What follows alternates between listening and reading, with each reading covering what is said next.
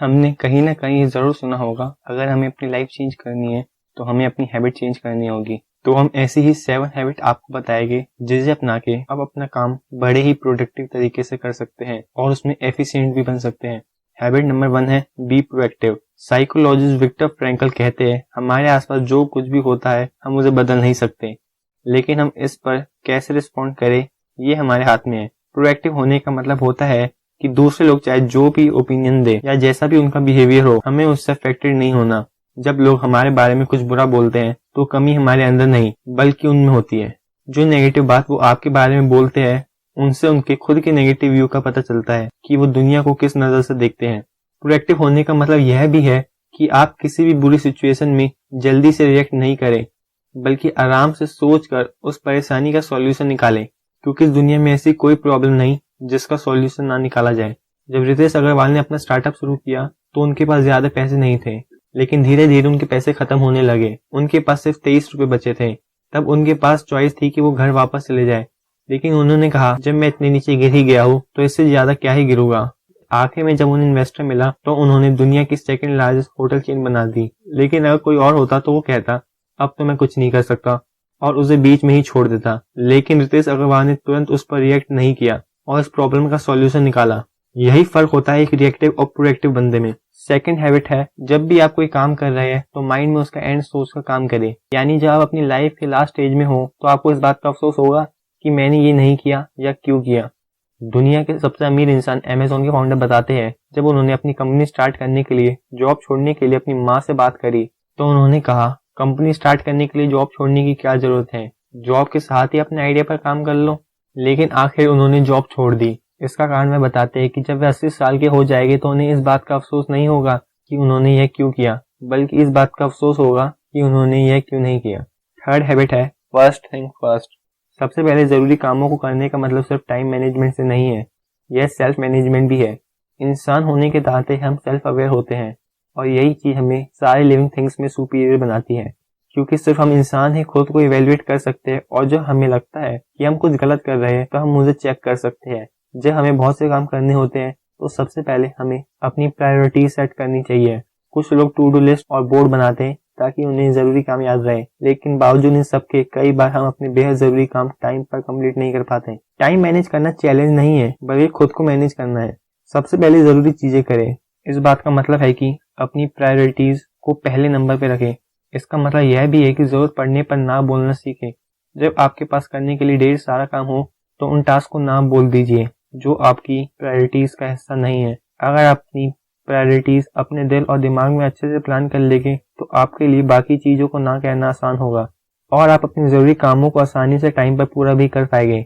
Self discipline से ज्यादा जरूरी है कि आपके पास विल पावर हो जिससे आप जरूरी कामों को सबसे पहले निपटा सके। हैबिट नंबर 4 है think win win. Win win एक ऐसा सॉल्यूशन है जो आपको और उन लोगों को जिनसे आप इंटरेक्ट करते हैं उनको काफी फायदा देगा।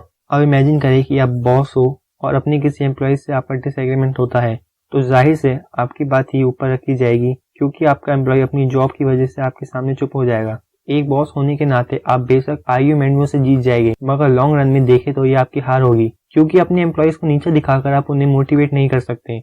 वो आपके लिए काम तो करेंगे मगर मन मार के, तो कुल मिला के नुकसान तो आपका ही हुआ। कॉम्प्रोमाइज करना हमेशा अच्छा होता है, फिर भले ही आप बॉस क्यों ना हो। आपके लिए यही अच्छा होगा कि आप अपनी पोजीशन का इस्तेमाल ना करें। अपने एम्प्लॉयज को खुश रखने में ही आपका ज्यादा फायदा है।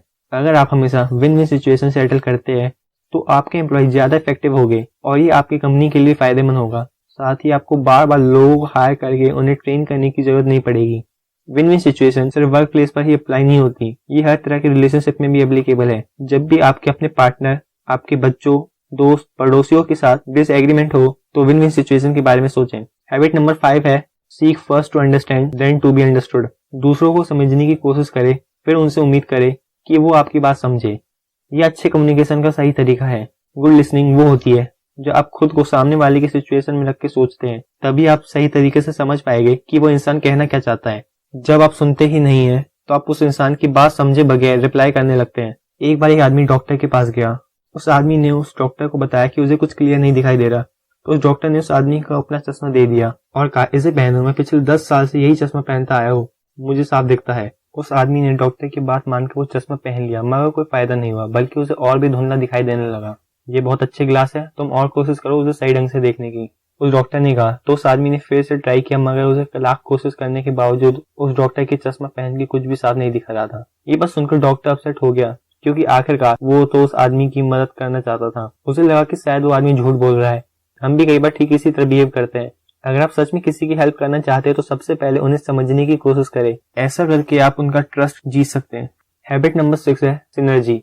सिनर्जी का मतलब कोऑपरेट और कोलैबोरेशन करना है। इसका मतलब साथ मिलकर चलना और कंबाइन एफर्ट भी है। चाहे कोई भी ग्रुप हो, अगर आपस में सिनर्जी होगी तो उसका बेनिफिट जरूर मिलेगा। लेकिन प्रॉब्लम तो ये है कि ये सिनर्जी हमारी लाइफ में हर रोज नहीं होती। लोग आपस में अपने डिफरेंसेस दूर करना ही नहीं चाहते। उन्हें ये बड़ा मुश्किल लगता है, क्योंकि हर किसी का एक डिफरेंट पॉइंट ऑफ व्यू होता है, डिफरेंट वे ऑफ थिंकिंग होती है। हम इस दुनिया को अलग नजरिए से देखते हैं, क्योंकि हम खुद के हिसाब से दुनिया देखते हैं। हमें समझना होगा कि दुनिया को देखने का हमारा नजरिया लिमिटेड है, इसलिए हमारी सोच भी लिमिटेड है। सिनर्जी का मतलब है कोऑपरेशन। इसका मतलब है अपने डिफरेंसेस को एक्सेप्ट करना और एक दूसरे के विचारों की कदर करना। ये कभी साबित करने की कोशिश ना करे कि बस आप सही है और दूसरा बंदा गलत है। उस इंसान के नजरिए से भी समझने की कोशिश करे। इससे आपकी नॉलेज ही बढ़ेगी और कोई नुकसान नहीं होगा। बहस करने से बेहतर और भी कई ऑल्टरनेट है। जब आप दूसरों के व्यूज की रिस्पेक्ट करते हैं तो आप उनके साथ मिलकर काम कर सकते हैं। आप कोऑपरेट करके मिलकर काम करने से कई सारी नई और अच्छी चीजें क्रिएट कर सकते हैं। हैबिट नंबर 7 है sharpen the saw. Sharpen the saw से हमारा मतलब है कि अपने सबसे बड़े एसेट को शार्प करें, यानी हमेशा कुछ ना कुछ नया सीखते रहे। और आपका सबसे बड़ा एसेट आप खुद है। आपको डेली खुद को इम्प्रूव करना पड़ेगा। अपनी लाइफ के हर एस्पेक्ट में आपको इम्प्रूव करना पड़ेगा, जो है physically, mentally, socially, emotionally, spiritually. खुद को और भी इफेक्टिव बनाने के लिए हमें भी अपने एसेट्स इम्प्रूव करने होंगे। आपको टाइम निकालकर खुद को इम्प्रूव करना पड़ेगा, क्योंकि जो टूल लाइफ में सबसे जरूरी है वो तो आपके पास है। बस बीच बीच में उसको इम्प्रूव करने की जरूरत पड़ती है। और आपके एसेट्स से आपकी बॉडी, माइंड और सोल, और इन्हें इम्प्रूव करते रहिए, वरना बहुत पीछे